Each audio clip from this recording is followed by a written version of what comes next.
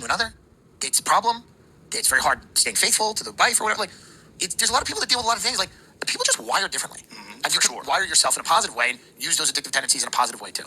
For sure. I've seen people that literally can't drink. They drink, they have one drink, and then all of a sudden they have gerbil eyes, and they're not there anymore. There's a few people that I've met in my life that I've seen them drunk, and they have a couple of drinks, and then something shuts off, and they're not there anymore. Tim's not there. Who's this person? Who's this fucking half robot just wandering around? Well, it just became for me was all I care about. So if I was drinking, I'd be like, I am drinking.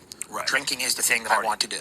Partying and drinking. So everything else in your life that you're supposed to care about disappears. And some of it had to be fun. Some of it, it's a lot of fun. Listen, I don't even regret it. And when people say, you don't regret it, I go, not really, because there's a lot of fun. But what happens is, you then look around and all your friends are drunks.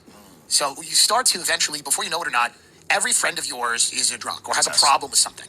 And that's why you all relate to each other, because nobody's calling the other person out on being a mess. And then all your friends that are more successful tend to move away from you. And you don't realize this is happening. It's happening, but you eventually, like, you take your head up and you're so fogged out by everything that you're not, then you, like, look at the landscape of your life and go, oh, all the successful people got out of here. And then all the people that are left are fellow addicts. And then you got to cut the cord and move on. Not only from your addiction, but in many cases from your social circle. Was that the harder part? That is a very hard part. It's a hard part because you have to cut certain people, places, and things out of your life.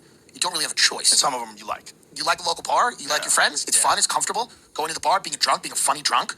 But then going, well, maybe I could be funny in another way, make money out of it or whatever. That's a whole... But did you try to go to the bar sober? Did you try to hang out there? I never did. If I showed you the bar I hung out, you would go, no, you don't do this sober.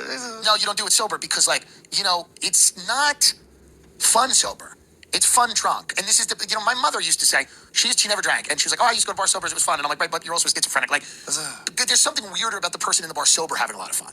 That's weirder. That is weird. The person who's like, I'm sober, and they're drinking Diet Coke or water, they're more of a freak. Just don't go. You don't have to go. There's other things. This is part of our life where it's like, no, you can still do it. You can still go to the bar. You can still have all your friends and sober up. You can't. They're not interesting when you're not drunk. The bar's disgusting. It smells like shit. It's not cool.